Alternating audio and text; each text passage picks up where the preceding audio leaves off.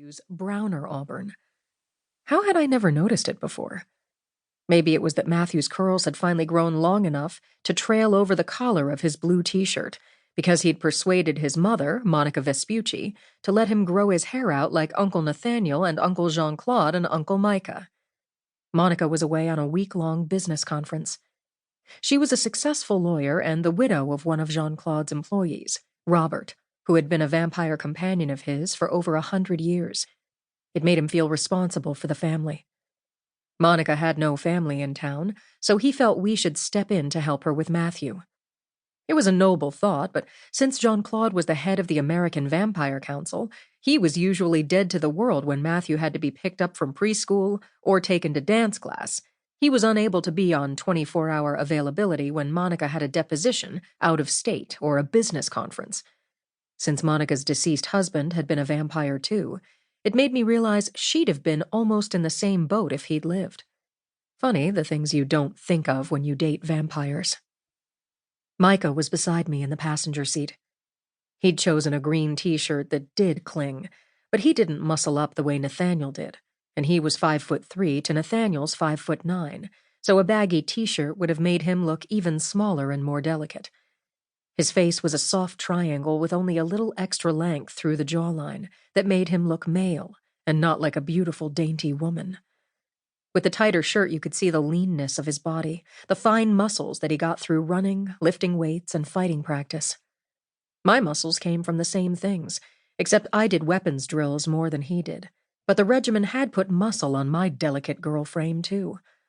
I actually bulked up easier than he did, but I bulked up for a girl, so that between him not bulking much and me bulking more than most women, we could trade t-shirts and some of our jeans. Though today he was in jean shorts that wouldn't have been comfy over the curve of my thighs.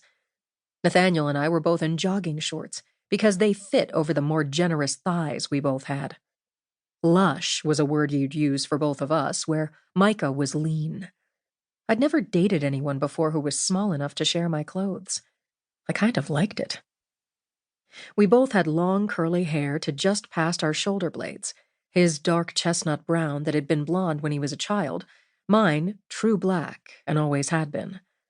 Nathaniel had braided Micah's hair and braided the upper level of mine, so we'd be a little cooler in the heat. It wasn't the usual August hot, but it still wasn't as cool as most of the country. We were both wearing sunglasses against the St. Louis summer sun, but my eyes were just a nice solid brown like Matthew's, except a little darker. Micah's eyes were green around the pupil, with a circle of yellow outside of it. Depending on the light, his moods, his shirt color, they could look more yellow or more green, but they were chartreuse, a mix of both colors, and not human. He was a wereleopard, and his eyes were the leopard eyes of his beast form, because a very bad man had forced him into leopard form for so long that when he came back to human, his eyes didn't change back. He wore sunglasses most of the time, knowing how unusual his eyes looked, but surprisingly few people realized what they were looking at. They'd just say, "Pretty green eyes." People see what they expect to see.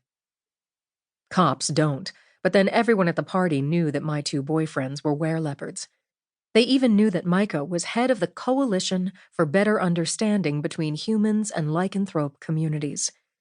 He'd become the public face for his minority group. Lycanthropy was a disease, but less than 20 years ago it had still been legal to kill someone on sight for having it. In some Western states, even today, if you killed a were-animal and the blood test proved it, it was deemed self-defense regardless of circumstances. I was in the actual neighborhood where Zerbrowski lived now, driving past the 3 different styles of house in the development over and over, just different colors, different accessories, but it was an American suburb, which meant the houses were all vaguely alike. The Zerbrowski house was the 1-story ranch style. Theirs had brick siding and a neatly trimmed lawn that was green enough to show they watered it. The shrubs were neat and trimmed low near the foundation, with a small flower bed on either side of the sidewalk that led to the front door. The flowers were a brilliant splash of yellow, white, and red. The driveway was full, but there was only one car out in front, and I pulled in behind it. Last time I'd been here, the entire street had been full of cars. This time we'd arrived early so that Nathaniel